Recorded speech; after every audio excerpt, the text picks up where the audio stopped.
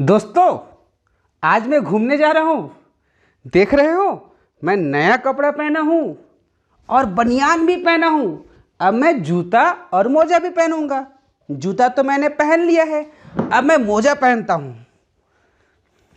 आप लोग भी जाते हो ना जूता मोजा पहन के, नया कपड़ा पहन के। अरे अरे, ये मोजा क्यों नहीं पहन पा रहा हूँ मैं? क्या कहा? आप लोगों को हंसी आ रही है? मोजा नहीं पहन सका हूं इसलिए? क्यों हंस रहे हो? हाँ, मैं उल्टा पहन रहा हूं। कहां उल्टा पहन रहा हूं? देखो, मैं तो सीधा पहन रहा हूं। क्या कहे? मोजा को अंदर पहनते हैं? अरे, मैं तो भूल ही गया। और क्या कहा? बनियान को अंदर पहनते हैं? हाँ, मैंने तो आज बनियान को भी उल्टा पहन लिया। हाँ, तो मेरे से गलती हो गई। अच्छा किया आप लोगों ने बता दिया। लेकिन एक बात बताऊं, आप लोगों से भी ऐसी गलती होती है। कहाँ गलती होती है? गणित के सवाल हल करने में, बोर्डमास के प्रश्न हल करने में। कभी जोड़ना कर देते हो पहले, कभी गुणा कर देते हो, कभी भाग कर देते हो। तो आज हम गणित में सीखेंगे बोर्डमास के प्रश्नों को कैसे हल करते हैं। तो चलो, सबसे पहले मैं इसको सीधा पहन के आ जाता हूं। बनियान को अंदर और मोजा को भी अंदर और जूता को बाहर पहन के आता हूं। और आप लोग जाना मत, अभी हम बहुत ही बेहतरीन सवाल बनाने वाले हैं। बहुत मजा आने वाला है।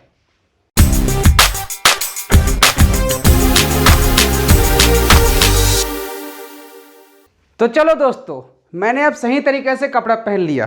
अंदर बनियान पहना हूँ, फिर शर्ट पहना, पैर में सबसे पहले मोजा पहना, तब जूता पहना हूँ। अब तो ठीक है ना? तो यार सबसे पहले ना वीडियो को लाइक कर दो, क्योंकि जब क्लास शुरू होगा ना तो लाइक करना भूल जाते हैं। हाँ, और यदि पहले बार हमारे वीडियो को दिख रहे हैं ना, तो नीचे लाल बटन है, उसको दबाना, चैनल सब्सक्राइब हो जाएगा। और बेल आइकन को दबाना मत भूलना। बेल आइकन को दबाओगे तभी हमारे नए नए वीडियो आप तक पहुंचेंगे नोटिफिकेशन के माध्यम से। तो चलो क्लास को शुरू करते हैं। इन दोनों प्रश्नों के साथ क्लास की शुरुआत करते हैं। एक और बात बता दें, बोर्डमास के प्रश्न नवोदय में बहुत महत्वपूर्ण होते हैं। इसमें से प्रश्न पूछे ही जाते हैं। ये प्रश्न तो पिछले साल का है और पिछले साल 6 प्रश्न इसमें से पूछे गए।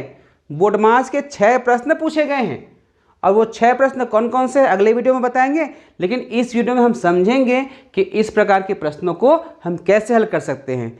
जैसे आपने वीडियो के शुरुआत में देखा कि मैंने ऊपर में बनियान पहना था, अंदर में शर्ट पहना था। उसको देखते ही आप लोगों को हंसी आई, अटपटा लगा, क्योंकि आप लोग जानते हैं कि कपड़ा पहनने का पैटर्न क्या है, कपड़ा कैसे पहना जाता है। सबसे अंदर बनियान को पहना जाता है, उसके ऊपर कपड़ा अर्थात शर्ट को पहना जाता है। उसी प्रकार आप यदि जूता मोजा पहनते हैं तो पहले मोजा को पहनोगे, उसके बाद जूता को पहनोगे। अर्थात उसमें एक पैटर्न होता है, एक क्रम होता है। ठीक उसी प्रकार इसको भी हल करने का एक तरीका है, एक सही तरीका है। उस सही तरीका से जब इसको हल करोगे तो ये बहुत सरल लगता है। दिखने में बहुत कठिन है, लेकिन ये बहुत सरल होता है, मज़ा आता है। तो इसको हल करने के लिए आपको एक शब्द को याद रखना होगा, वो है बोर्डमास। BODMAS, BODMAS। इसमें हर एक अक्षर अलग अलग संकेत बताता है। जैसे सबसे पहला अक्षर है B, तो B से होता है ब्रैकेट। और ब्रैकेट जो है 4 प्रकार के होते हैं। ठीक है, धीरे धीरे प्रैक्टिस करते जाएंगे ना तो ये सारी चीज़ आपको क्लियर होगा।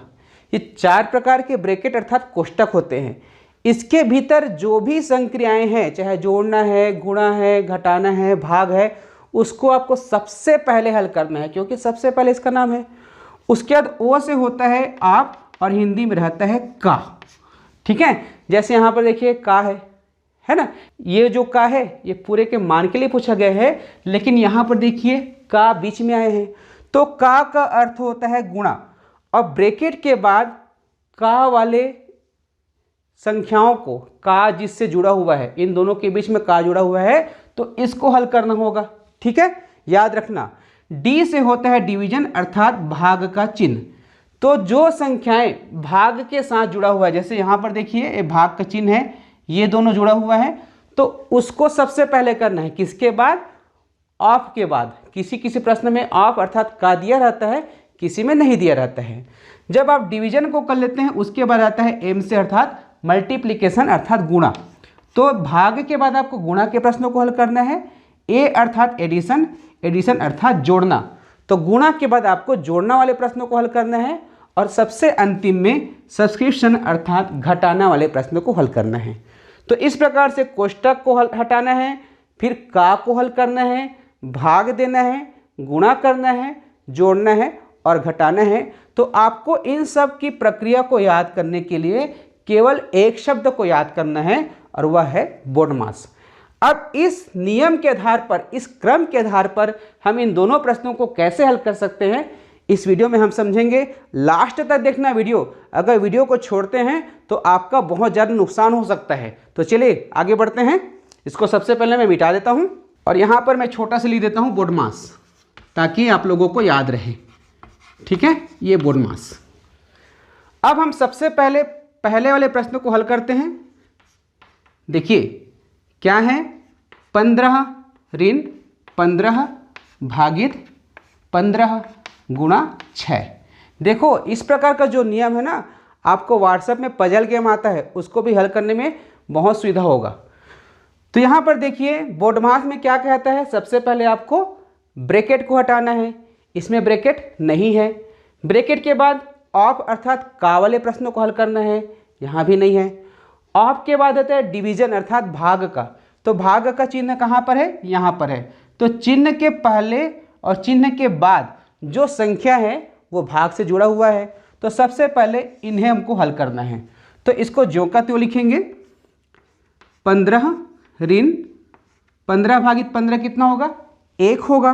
तो यहाँ पर आ गया 1, 15 एकम 15। ठीक है, एक बार पहाड़ा पढ़ेंगे 15 को तो 15 मिल जाएगा। ठीक है, तो 15 भागित 15 1 मिला, 1 गुणा 6। ठीक है, अब हमने डिवीजन कर लिया। डिवीजन के बाद होता है मल्टीप्लिकेशन अर्थात गुणा। अब देखिए गुणा का चिन्ह कहाँ पर है, यहाँ पर है।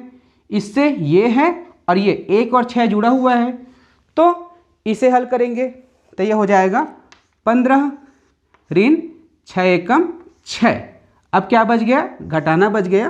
तो यहाँ पर 15 ऋण 6 बराबर 9। तो इस प्रकार से देखिए बहुत ही सरलता से हमने इस प्रश्न को हल कर दिया।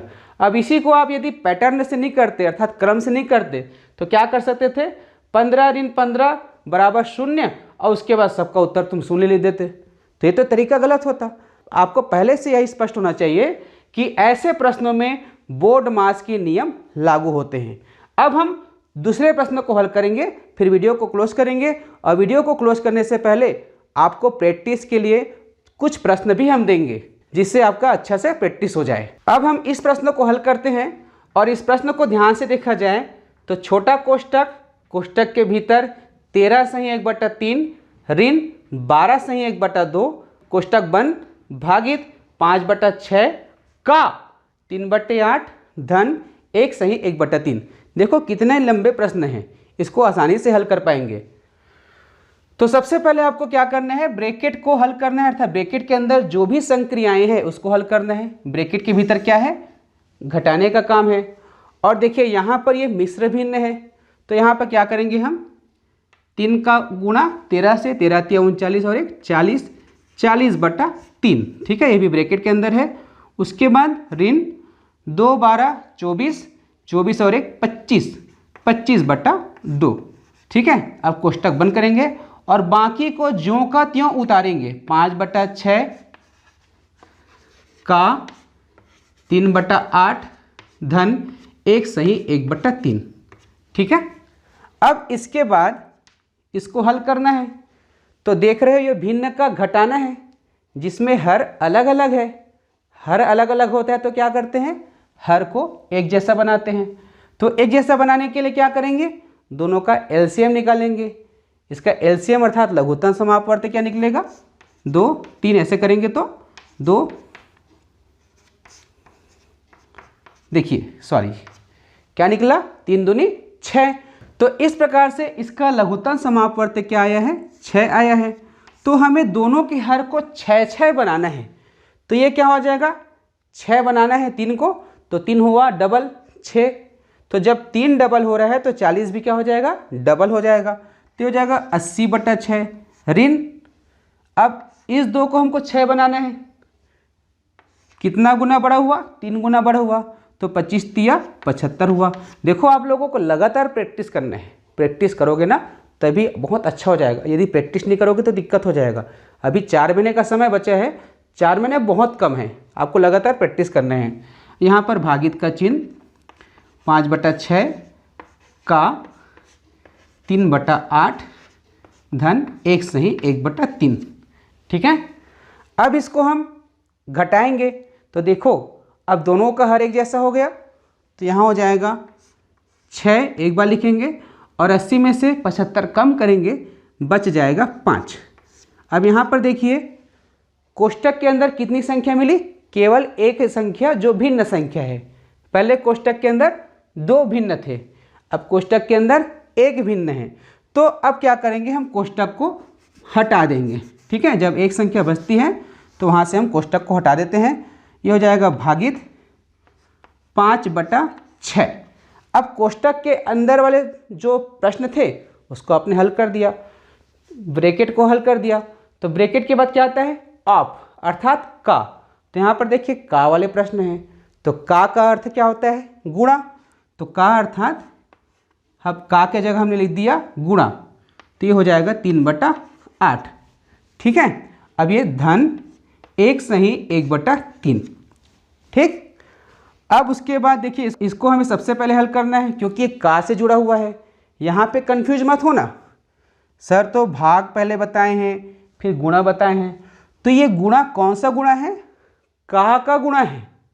डायरेक्ट अगर गुणा का चिन्ह दिया रहता है इसके जैसे तो हम सबसे पहले भागों को करते, लेकिन यहाँ पर का दिया है तो का वाले पहले हल होगा। तो ये हो जाएगा 5/6 भागित 5 तिया 15, 8 छक्का 48। लेकिन इसके पहले देखोगे 3 एकम 3, 3 दूनी 6। तो 5/2 गुणा 1/8 अर्थात 5/16। ठीक है, 5/16 हुआ। इसको जब हल करेंगे तो 5/16 आएगा। अब इसे आप क्या कर दीजिए, 3 एकम 3, 3 और 1 4, 4/3 कर सकते हैं। ठीक है। अब इसके आगे के लिए मैं ऊपर को थोड़ा सा मिटा रहा हूँ। अब इसके आगे के लिए नीचे जगह कम है तो मैं ऊपर लेके जा रहा हूँ। ठीक है। अब ये हो जाएगा 5/6 गुणा भाग क्या हो जाएगा, गुणा 16/5 धन 4/3। ठीक है। अब देखिए अब कौन सा काम करना है, गुणा का काम करना है। गुणा के बाद जोड़ना है। तो जब गुणा करते तो 5 एकम 5, ये हो जाएगा 5 एकम 5, 2 तिया 6 और 2 अट्ठे 16। तो इस प्रकार मिला 8/3 धन 4/3। अब देखो यहाँ पर एक ही काम बचा है केवल जोड़ने का, और यहाँ पर दोनों का हर एक जैसा है। तो ये हो जाएगा, एक बार लिखेंगे 3 और 8 धन 4। तो 8 4 12, 12/3, 3 एकम 3, 3 चौक 12। तो इस प्रकार से उत्तर आया 4। तो आपने देखा कि इतने बड़े प्रश्न का जो हल है कितना मिला, 4 मिला। और आपको स्टेप बाय स्टेप इसको हल करना है। अब हम स्क्रीन पर कुछ प्रश्न दे रहे हैं, इस प्रश्न को आपको हल करना है। स्क्रीन पर तो आपको केवल लिंक दिखाई दे रहा है, हाँ इस लिंक का जो डिटेल है नीचे डिस्क्रिप्शन पर है। उस डिस्क्रिप्शन में जो नीला रंग का लिंक है उसे जब आप टच करेंगे तो प्रश्न सामने आएंगे। उस प्रश्न को हल करना, जिससे आपका अच्छे से प्रैक्टिस हो जाएगा, और उस प्रश्नों का जो सही उत्तर है अगले वीडियो में लेकर आएंगे। तो उम्मीद करता हूँ ये जो वीडियो है आपको पसंद आया होगा, आपको सीखने को मिला होगा। इस वीडियो को अपने दोस्तों तक अवश्य शेयर करना। धन्यवाद।